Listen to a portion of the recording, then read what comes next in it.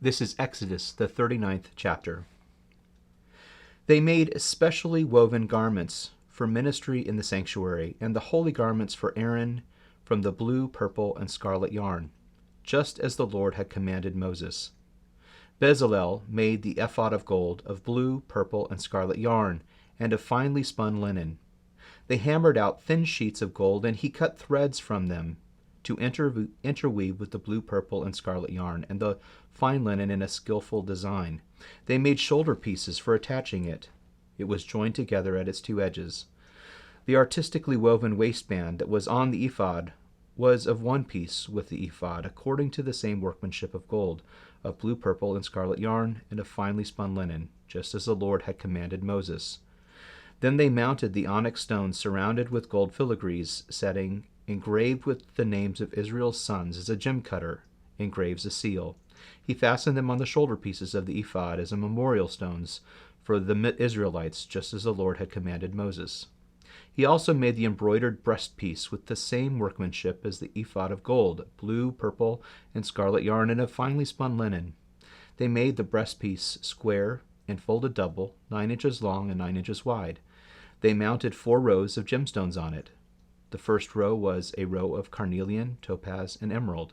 The second row, a turquoise, a lapis lazuli, and a diamond. The third row, a jacinth, an agate, an amethyst, and the fourth row, a beryl, an onyx, and a jasper. They were surrounded with gold filigree in their settings. The 12 stones corresponded to the names of Israel's sons. Each stone was engraved like a seal with one of the names of the 12 tribes. They made braided chains of pure gold cord for the breastpiece. They also fashioned 2 gold filigree settings and 2 gold rings, and attached the 2 rings to its 2 corners. Then they attached the 2 gold cords to the 2 gold rings on the corners of the breastpiece. They attached the other ends of the 2 cords to the 2 filigree settings, and in this way they attached them to the ephod shoulder pieces in front. They made 2 other gold rings and put them at the 2 other corners of the breastpiece on the edge that is next to the inner border of the ephod. They made 2 more gold rings and attached them to the bottom of the ephod's 2 shoulder pieces on its front, close to its seam, above the ephod's woven waistband. Then they tied the breastpiece from its rings to the rings of the ephod with a cord of blue yarn, so that the breastpiece was above the ephod's waistband and did not come loose from the ephod. They did just as the Lord had commanded Moses. They made the woven robe of the ephod entirely of blue yarn. There was an opening in the center of the robe like that of a body armor, with a collar around the opening so that it would not tear. They made pomegranates of finely spun blue, purple, and scarlet yarn on the lower hem of the robe. They made bells of pure gold and attached the bells between the pomegranates, all around the hem of the robe between the pomegranates, a bell and a pomegranate alternating all around the lower hem of the robe, to be worn for ministry. They made it just as the Lord had commanded Moses. They made the tunics of fine woven linen for Aaron and his sons. They made the turban and the ornate headbands of fine linen, the linen undergarments of finely spun linen, and the sash of finely spun linen, and expertly embroidered with blue, purple, and scarlet yarn. They did just as the Lord had commanded Moses. They made a medallion, the holy diadem, out of pure gold, and wrote on it an inscription like the engraving on a seal, "Holy to the Lord." They attached a cord of blue yarn to it in order to mount it on the turban, just as the Lord had commanded Moses. So all the work for the tabernacle, the tent of meeting, was finished. The Israelites did everything just as the Lord had commanded Moses.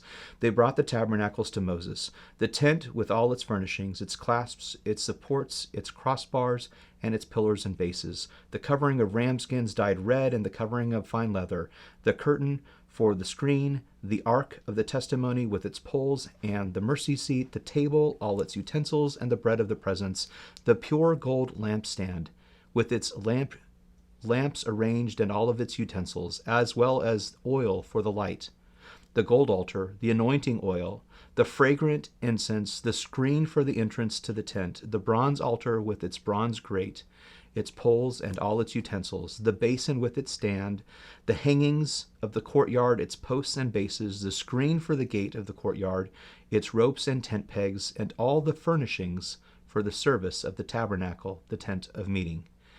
and the specially woven garments for ministering in the sanctuary, the holy garments for the priest Aaron, and the garments for his sons to serve as priests. The Israelites had done all the work according to everything the Lord had commanded Moses. Moses inspected all the work they had accomplished. They had done just as the Lord commanded. Then Moses blessed them. Beloved is where we begin. If you would enter into the wilderness, do not begin without a blessing. Do not leave without hearing who you are. Beloved, named by the one who has traveled this path before you, do not go without letting it echo in your ears. And if you find it is hard to let it into your heart, do not despair. That is what this journey is for. I cannot promise this blessing will free you from danger, from fear, from hunger or thirst, from the scorching of sun or the fall of the night, but I can tell you that on this path there will be help. I can tell you that on this way there will be rest.